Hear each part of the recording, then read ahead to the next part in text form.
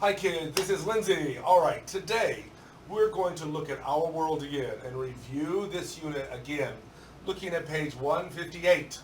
So take out 158 and let's look at it.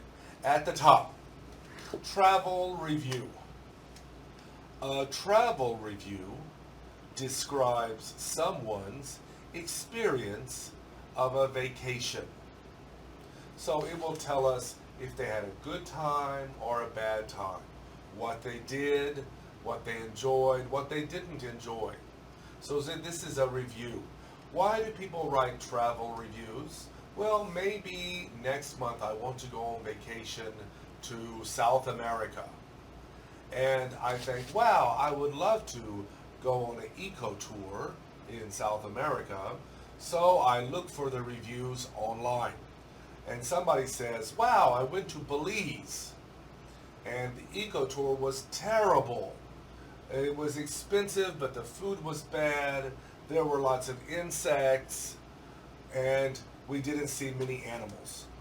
And I would think, wow, maybe that review is not fair. Of course, if you go to the jungle, you will see lots of insects, and that's a problem. But if you don't want to see insects, maybe you shouldn't go to the jungle. But maybe it's not fair because I didn't go there for good food. If I wanted good food, I could stay in Taiwan. But the review said they didn't see many animals. And I thought, well, that's a problem. I would like to see many animals. If I go to the jungle and there are not many animals, maybe the people there killed all the animals, or maybe there are too many cars, and maybe the animals all ran away. So the review will help you decide where to go on vacation. Let's read it at the top. Based on your review, another person can decide if they want to do the same vacation. To make your writing interesting, you can use different kinds of sentences. You can use short, simple sentences to describe your ideas. What's that mean? So if I have an idea like, I think this is great, I will say, that sounds great.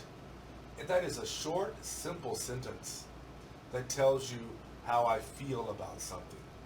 It was wonderful, period. I was so excited, period. We ran fast, period. So those short, simple sentences tell you what someone is thinking, or it describes someone's ideas about something. Okay? Or you can combine your ideas into longer sentences. You can also use questions or exclamations. Now, in these stories, why would you use questions? Well, these aren't really questions. You already know the answer. Like, wouldn't it be fun to swim under a waterfall? That's a question. Wouldn't it be fun to swim under a waterfall? It's a question, but I'm pretty sure your answer is going to be yes. So I can ask a question because I know you're going to say yes. If I say, don't you think spiders are scary? I'm pretty sure you're probably going to say yes. That's why I wrote that sentence. I don't need you to answer it. I think I know your answer. If my question is, isn't it fun to see animals in the jungle? Isn't it fun to see animals in the jungle? That means, it's a question, but that means I'm pretty sure you will agree with me. It is fun to see animals in the jungle.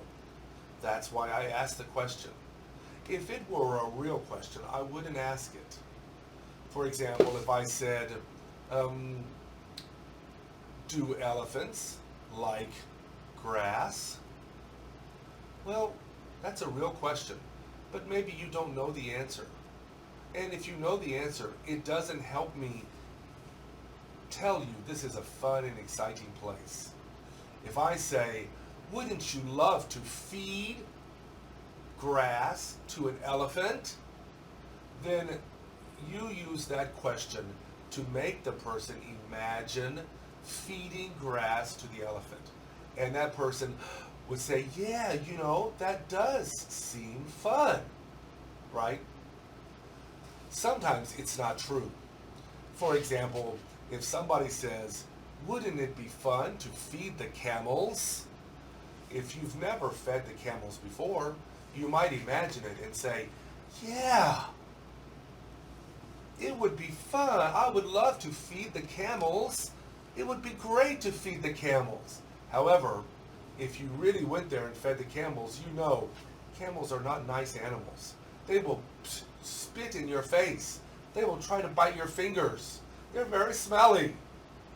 So sometimes the writer is just trying to get you to imagine the place, even if you've never been there before. All right, let's finish reading. Review of the Antigua Eco Tour. Review of the Antigua Eco Tour. Let's read the part of the top. Read. Read the Eco Tour review. Underline an example of a sentence that describes just one idea, and circle another that describes more than one idea. We didn't do that. We'll look at it in a minute.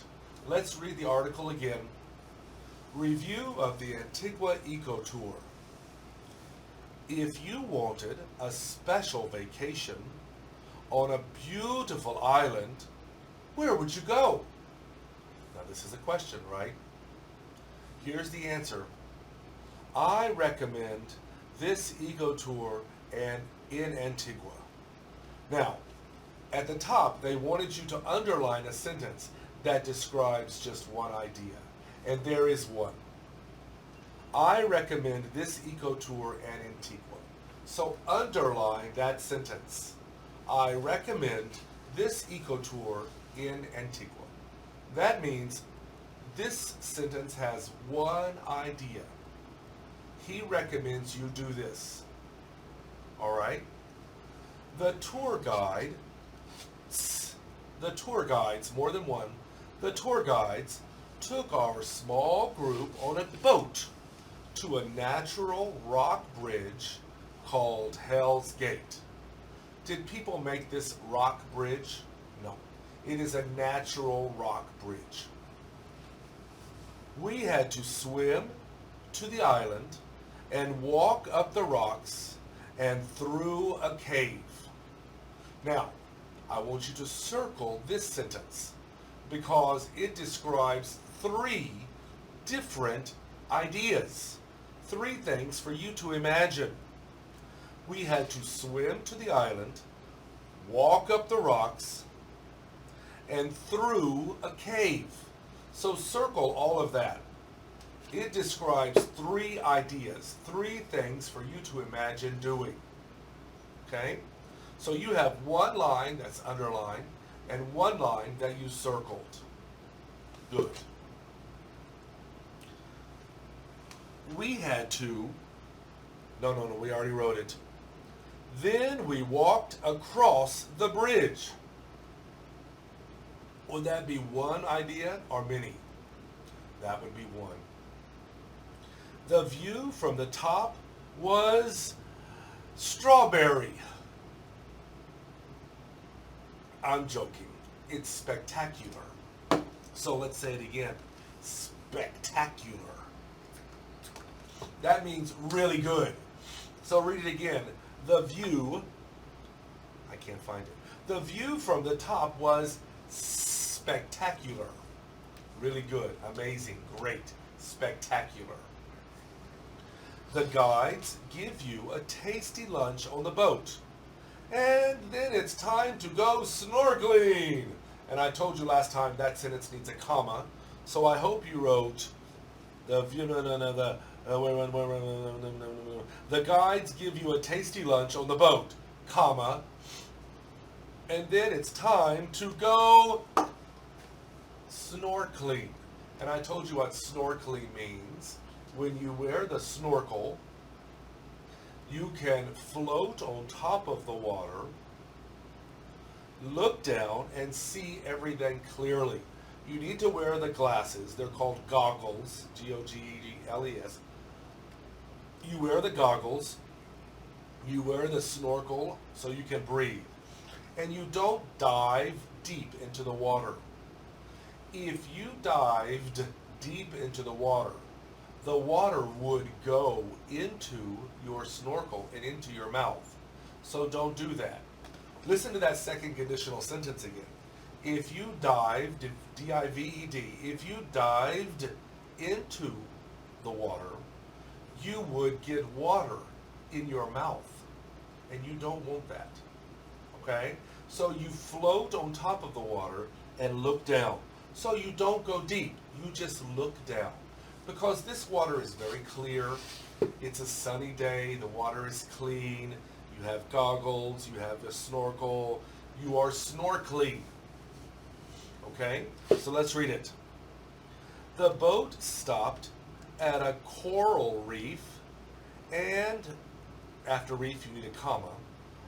The boat stopped at a coral reef, comma, and we explored the wildlife. We saw many colorful fish. We saw a stingray too. If you look on the right, you can see that stingray. His tail is quite dangerous. He can sting you with his tail. The water can be rough. So snorkeling is hard work. What does that mean? Well, if the water is smooth and flat, it's easy to snorkel. And the opposite of easy is rough. Why would it be rough? Well, if the water is moving up and down, the water is rough, it's very easy for the water to go into your mouth.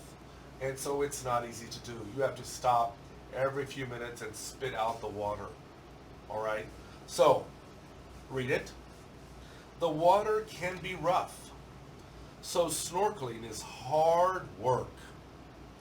But it's worth the effort.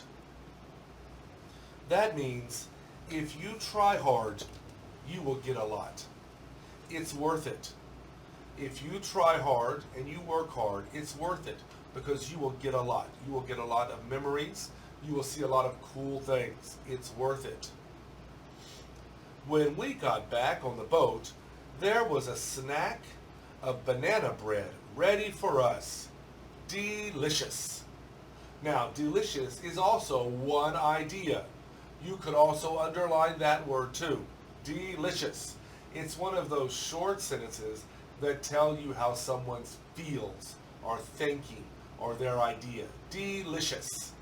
Now, when we got back on the boat, there was a snack of banana bread ready for us. Who put that banana bread there? Well, the tour guide did. When you go on a tour guide, they know, oh, the person is going to be hungry. They were snorkeling for a long time, and now they're probably tired and hungry because they have a lot of experience doing this job. People finished it and said, wow, I really wish I had a snack now. So now these people have some banana bread ready for you. If you went by yourself, you wouldn't know that. And after you went snorkeling, maybe you would be really hungry. So one reason a tour is good is because the tour guides have a lot of experience. They know when many people will get hungry. They know when people say, wow, I really wish I had something to drink. And they have it ready. So maybe after you go snorkeling all day and you're on the boat and you're hot and tired, the tour guide will say, hey, you need some more sunscreen. You don't want to burn. You don't want a sunburn. So you're like, hey, you're right. I was swimming for a long time. I probably washed all the sunscreen off. So you take the sunscreen and put it all over your body so you don't get a sunburn. The tour guide has a lot of experience. So they had banana bread. You know, banana bread is like a kind of banana cake. They had it ready. It's not dessert. It's not lunch. It's just a snack. So they had a snack ready because they knew they would be tired after they went swimming for a long time. All right. If you prefer doing something active on vacation instead of sitting on the beach, this is the trip for you. Now, what does that mean? A lot of people go to Antigua. Maybe your uncle went to Antigua, and your uncle and aunt and cousins, they stayed in the hotel, they went swimming in the pool, and they sat on the beach for 1 week. And they had a great vacation. They loved it. They sat on the beach, they drank Coca-Cola and ate French fries and played games and rode banana boats, and it was a good vacation for them. But maybe next time your uncle and aunt said, next time let's try to be active on our vacation. So the next time your uncle and aunt went to Antigua, they went on a tour, and the tour took them snorkeling on boats. Maybe it took them hiking up mountains. Maybe the tour guide said, I know a good place to watch dolphins jumping in the ocean. So the tour guide told the boat to go there, and you got to see, well, your uncle and aunt got to see dolphins jumping over the boat. So the point is, this kind of vacation is an active vacation, but some vacations are relaxing. Do you prefer a vacation with a lot of history? Do you prefer a relaxing vacation? Do you prefer an active vacation? Maybe you prefer a modern vacation with a lot of shopping. I imagine a lot of your parents say, no, I don't want to go on an active vacation. I'm too tired. Oh, I don't want to go on a beach vacation. The beach is so boring. Let's go on a shopping vacation. So they go to lots of outlets all over Japan or all over America, and they go shopping all day. And you're like, oh my gosh, shopping again. And you sit in the shopping mall and play on your iPad. So you want an iPad vacation or a Switch vacation. No, I'm joking. But the point is, they want you to think of different kinds of vacations. And maybe one year you go on one kind of vacation, and maybe the next year you go on another kind of vacation. All right, please look at page 159. B, they're telling you to be. Be a respectful tourist. If tourists from other countries come to Taiwan, you want them to be respectful tourists too, right? So let's read it. Is tourism a good thing for a place? Is it a good thing for local people? Well, you know, local people can make a lot of money. Tourism brings a lot of money to a country. If tourists visit Taiwan, they will buy snacks, they will buy clothes, they will have dinner in restaurants, they will take buses and visit interesting places. So tourism helps a country, but it's not always good. Sometimes the tourists are not respectful. They throw trash, they're very loud. Maybe you go to a temple and everybody in the temple is praying, but the tourists in the temple are eating hot dogs and drinking Coca-Cola and talking very loudly. In that situation, tourism is not good. Some places, for example Italy, have too many tourists. If you live there, you will learn to hate the tourists. They're loud, they make a lot of noise, they throw trash. So tourism is good or tourism is bad. Next slide. How should tourists show respect for the places they visit?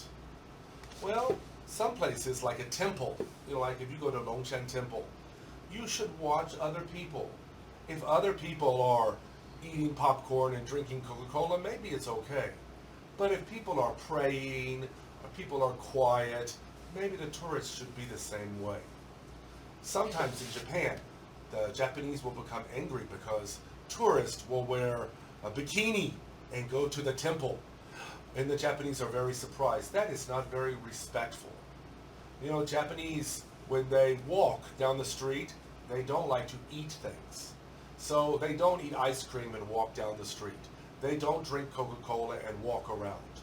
If you want to eat ice cream, you should sit down in the park, in a restaurant, at a cafe, even on the grass. Sit down, eat your ice cream, eat your snack. If you want to drink a Coca-Cola, you should sit down and drink your Coca-Cola. But tourists, they'll buy some ice cream and walk around the park. Or they'll buy a Coca-Cola and drink and walk into the buildings and drink and talk.